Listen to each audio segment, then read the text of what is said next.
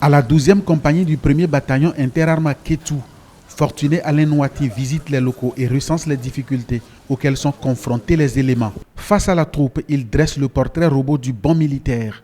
Un bon militaire casé d'abord par sa discipline, une discipline sans faille.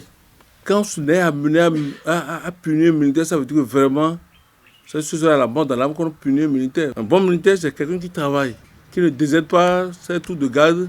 Il est un exemple. Le ministre en charge de la Défense nationale a procédé au même exercice au casernement du 1er bataillon interarmes Agbada. La proximité de cette caserne avec la frontière sud-est s'est invitée dans les échanges. Nous savons qu'il y a des bandits qui, par le phénomène de la transhumance, s'infiltrent allègrement et facilement dans le territoire et augmentent le pourcentage de criminalité. Vous devez veiller également à ça. Vous devez veiller à ce que nous ayons une transhumance apaisée. C'est tout ça là qui concourt à apaiser les cœurs, gage d'un bon sommeil.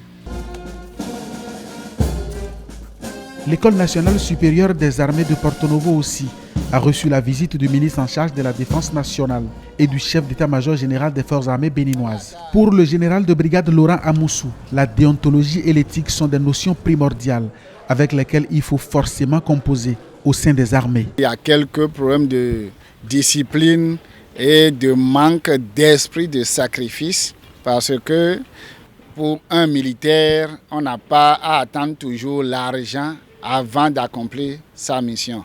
Donc cette mentalité qui n'est pas trop vieille, qui date de ces dernières années, est notre plus grande préoccupation et nous travaillons de manière à faire régner la fermeté, la rigueur et qu'on revienne aux valeurs fondamentales d'une armée véritablement républicaine. Le ministre Fortuné Alain Nouati et le haut commandement militaire poursuivront cette tournée dans d'autres départements dans les prochains jours.